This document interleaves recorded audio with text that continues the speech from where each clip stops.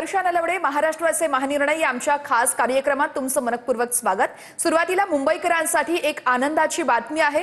नवी मुंबई आंतरराष्ट्रीय विमानतळाच्या पहिल्या टप्प्याचं नुकतंच लोकार्पण झालंय आणि या विमानतळामुळे महाराष्ट्राच्या विकासाचा एक नवा अध्याय लिहिला जाणार आहे।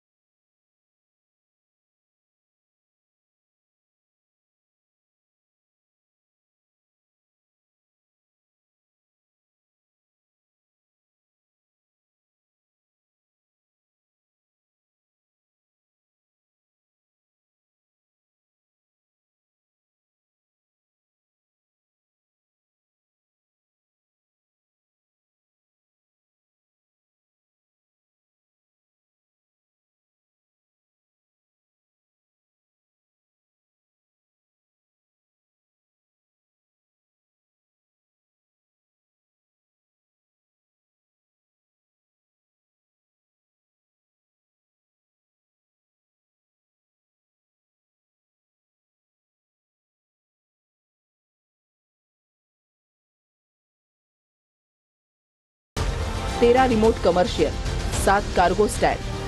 हा केवळ एअरपोर्ट नाहीये, तर महाराष्ट्र आणि भारताच्या विकासामध्ये एक महत्त्वाची भूमिका हा निभावणार आहे। 2036 मध्ये या विमानतळाचं टर्मिनल 4 कार्यान्वित होणार आहे।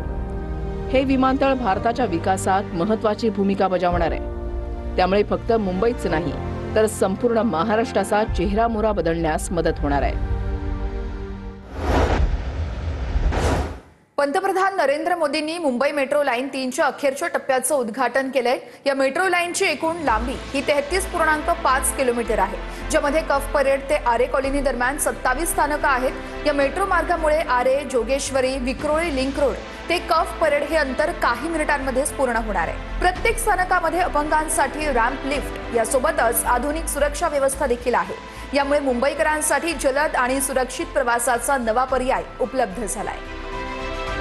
मेट्रो लाईन 3ची वैशिष्ट्य: एकूण स्थानकं 27, त्यापैकी 26 भूमिगत, एकूण लांबी 33.5 किलोमीटर, वेळ संपूर्ण प्रवास 1 तासाच्या आत पूर्ण, पहिली ट्रेन सकाळी 5:55 भाडं 10 ते 70 रुपये।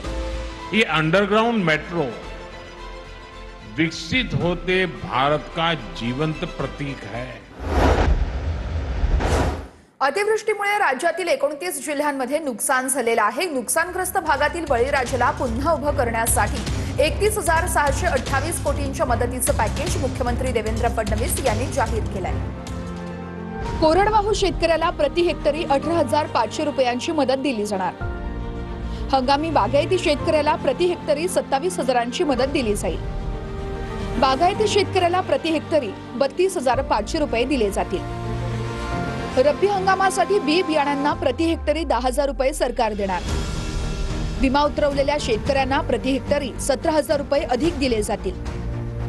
खरडून गेलेल्या जमिनीला सरकार प्रति हेक्टरी 47,000 रुपये कॅश देणार आणि 3 लाख रुपये प्रति हेक्टर नरेगाच्या माध्यमातून देणार।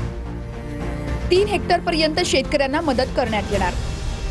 नुकसान झालेली घरं पंतप्रधान आवास योजनेतून बांधली जातील। ऐतिहासिक वारशाच्या संवर्धनासाठी सरकारनं मोठं पाऊल उचललंय। ऐतिहासिक आणि पर्यटनदृष्ट्या महत्त्वाच्या स्थळांच्या सुशोभीकरणाच्या कामांसाठी 358.89 कोटी निधी मंजूर करण्यात आलाय।